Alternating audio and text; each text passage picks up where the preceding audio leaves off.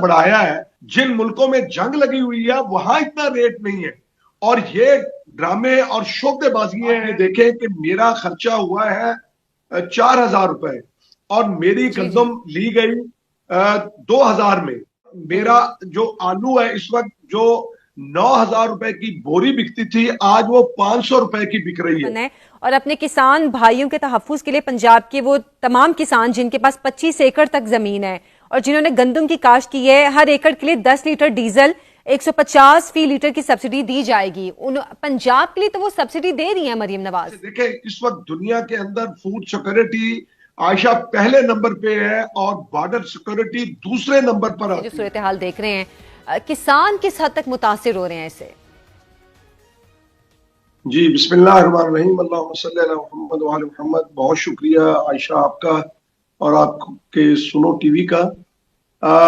ये बड़ा अहम इशू है जिसको आपने अपने प्रोग्राम के अंदर जगह दी है कि दुनिया के अंदर इस वक्त जो है जो बहरान आया हुआ है, जैसे आपने खुद कहा कि मशरक़ वुस्ता का, और उसकी वजह से पूरी दुनिया जो है वो डिस्टर्ब है।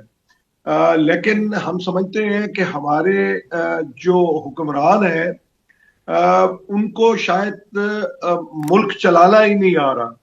वो मुल्क को इस तरह से चला रहे हैं। पहली बात तो ये है कि जब ये हमारे हुक्मरान तशरीफ लाए थे 2022 में, तो मुझे याद है कि पीडीएम में जो है ये इनका पीडीएम बनी थी, तो उन्होंने ये कहा था कि हम महंगाई मुकाओ मार्च एक यहाँ पे, और तमाम जमातें शामिल थी उनमें, खास तौर पे पीपल्स पार्टी और नून लीग।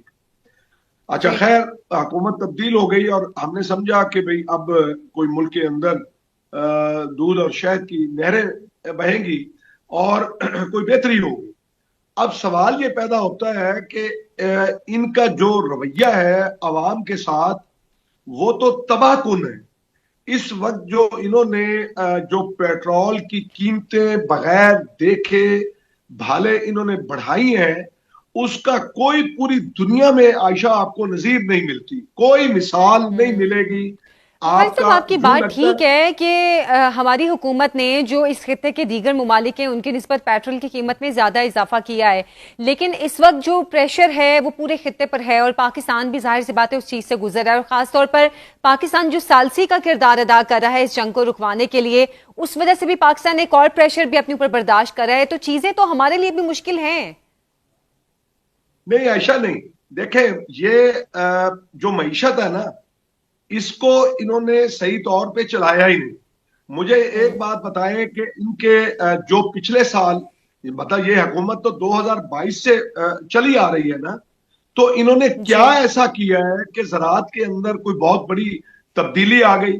मेरे प्यारे वजीर आजम कहते थे मैं अपने कपड़े बेच के जो है वो इस महंगाई को मैं खत्म करूंगा। इनके दावे क्या थे? और बिलावल भुट्टो जरदारी जो है वो क्या दावे करते थे? आज वो एक शो ये करते हैं कि जी हम हुकूमत की पॉलिसी से मुत्तफिक नहीं है। अरे बाबा, अगर आप जी। मुत्तफिक नहीं है तो हुकूमत छोड़ दें, आप बराबर के जिम्मेदार हैं। आज आपने जो गंदम के हवाले से देखे, इस वक्त दुनिया के अंदर फूड सिक्योरिटी आयशा पहले नंबर पे है और बॉर्डर सिक्योरिटी दूसरे नंबर पर आती है। अगर देखें यहाँ पे पाकिस्तान में 9/11 आया, अमेरिका ने पाबंदियां लगाई, मेरे किसान ने मुल्क के अंदर अनाज की कमी नहीं होने दी।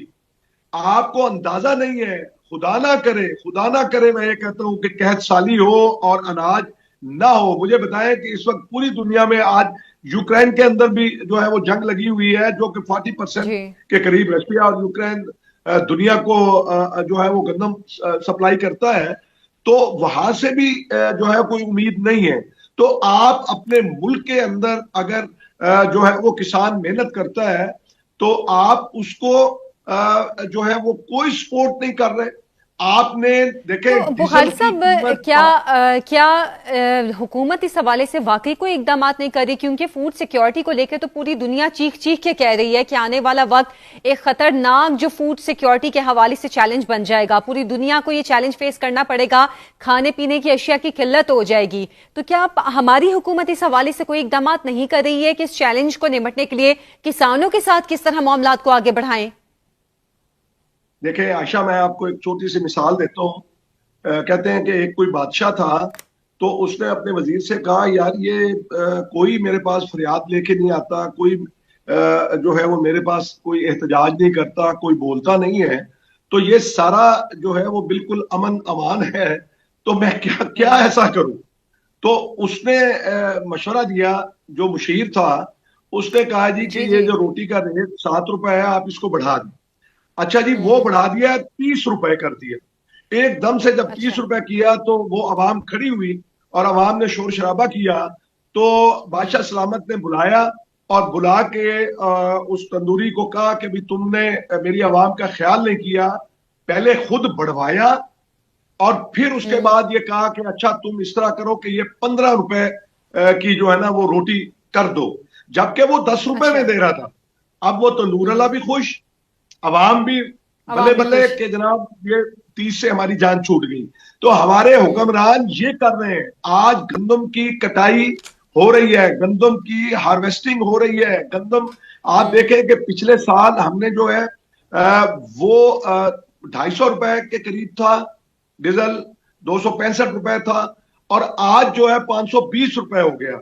ये सारा जी काम जी। डीजल का है और सबसे ज्यादा खर्चा जो है वो डीजल का होता है किसान का, कि वो उसने अगर अच्छा कल्टीवेशन बुखारी करनी साहब, है या इस कुछ। हवाले से मैं मरीम नवाज की एक ट्वीट भी आपसे शेयर करना चाहूंगी। जब ये कीमतों में एकदम से इजाफा हुआ था तो उन्होंने एक ट्वीट भी की थी। उन्होंने कहा था कि बैनुल अक़वामी बहरान के दौरान तेल की आलमी कीमतों में इजाफा पाकिस्तान में पेट्रोल और डीजल की कीमतों में इजाफे का बाइस बना है, और अपने किसान भाइयों के तहफ़्फ़ुज़ के लिए पंजाब के वो तमाम किसान जिनके पास 25 एकड़ तक जमीन है और जिन्होंने गंदम की काश्त की है, हर एकड़ के लिए 10 लीटर डीजल 150 फी लीटर की सब्सिडी दी जाएगी। उन पंजाब के लिए तो वो सब्सिडी दे रही है मरीम नवाज।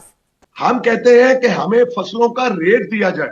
मैं कहता हूं कि अच्छा। मेरी फसल के ऊपर मेरे जो अखराजात आते हैं, आयशा, बुनियादी तौर पर आप बात समझे, हमारे मीडिया के दोस्त हैं जो चूंकि वो शहरों के अंदर रहते हैं, वो ज़राअत को कम कम समझते हैं। मैं ये कहता हूं कि आप ये देखें कि मेरा खर्चा हुआ है 4,000 रुपए, और मेरी जी जी। गंदम ली गई 2,000 में, और मेरा जो आलू है इस वक्त जो 9,000 रुपए की बोरी बिकती थी, आज वो 500 रुपए की बिक रही है। आज आपको हम्म। अगर सब्जी कुछ सस्ती मिल रही है तो हुकूमत का कोई कारनामा नहीं है। मैं ये कहता हूं कि अच्छा। ये सिर्फ इक़्तिदार के अंदर जो है वो आने के लिए ये तगोदो करते हैं, कोई हमारा इन्होंने ख्याल नहीं किया। अच्छा, अब उसमें क्या हम्म। कहा कि 1,500 रुपए सब्सिडी जो है, या भी कोई हम्म। डीसी जिले के जो है वो मीटिंग्स कर रहे हैं, मुझे बताएं कि 1,500 का कितना डीजल आएगा। 3 लीटर हम्म। में नहीं आता, जबकि मेरा जो अच्छा। खर्चा है वो डबल हो गया। जहां 20,000 था हम्म। वहां पे 40,000 हो गया। एक एकड़ में से 40 मन एवरेज अगर हम लगाएं, वैसे 38 मन जो है वो गंदम आती है, तो मेरा हम्म। खर्चा तो एकदम से बढ़ गया। और उसके बाद जो है आगे कपास आ रही है, कपास के अंदर भी जो अखराजात जो बढ़ेंगे। देखें, इंडिया के अंदर मुझे बताएं कि आज रेट क्यों नहीं बढ़ा, क्यों उन्होंने पेट्रोल का सिर्फ उन्होंने हाई ऑक्टेन का रेट जो है वो भी नॉमिनल से बढ़ाया है। जिन मुल्कों में जंग लगी हुई है वहां इतना रेट नहीं है, और ये ड्रामे और शोबेबाजियां हैं। सिर्फ क्या है आपका आपका कि बहुत गरीब। वैलिड क्वेश्चन है बुखारी साहब, लेकिन इस हवाले से क्योंकि आप भी किसान इत्तेहाद के चेयरमैन हैं, पाकिस्तान ऑल किसान फाउंडेशन के, तो आप लोगों ने क्या हुकूमत से इस हवाले से इस इशू को नहीं उठाया कि बाकी मुल्कों में तो जो किसान हैं या जो ज़रूरी मामलात हैं उसमें रेट्स नहीं बढ़े, लेकिन पाकिस्तान में ये ज्यादा बढ़े हैं खित्ते में, और ये नाइंसाफी है। आयशा, मैं ये कहता हूं कि आपने बहुत वैलिड पॉइंट उठाया कि ये कभी इन्होंने पूछा नहीं, कभी इन्होंने मशवरा नहीं किया। कोई आपको तंजीम का जो नुमाइंदा है वो ये नहीं कहेगा कि हुकूमत ने हमसे कोई मशवरा किया। अब ये पॉलिसी गंदम की दी है इन्होंने, और जी। कि प्राइवेट कंपनियां जो है वो खरीद करेंगी, बनाई और 3,500 रुपए रेट मुकर्रर किया। अब मुझे बताएं कि वो अब इनको चाहिए आपके प्रोग्राम के तवज्जुह से। आयशा, मैं वजीर आला पंजाब से मुल्तमिस हूं, मैं ये दरखास्त करता हूं। ये अजीब तमाशा है, सिंध गवर्नमेंट भी यही कुछ कर रही है और पंजाब गवर्नमेंट भी यही कुछ कर रही है। कहते हैं जी बसें जो है वो फ्री है। मुझे बताएं कि जी। आपकी जो सूबा है वो 14 करोड़ का सूबा है, आपकी सरकार की बसें कितनी है? मतलब क्यों हम्म। बेवकूफ बनाते हैं ये अवाम को? और उसमें क्या फायदा होगा? कोई फायदा नहीं होगा। आप ये देखें कि इनको चाहिए बाकी मुल्कों से सबक सीखे। आपका श्रीलंका जो है डिफॉल्ट हुआ है, और डिफॉल्ट होने के जी जी। बाद आप देखें कि वहां के हालात जो है वो क्या है। वहां पे पेट्रोल की कीमत इतनी नहीं बढ़ी।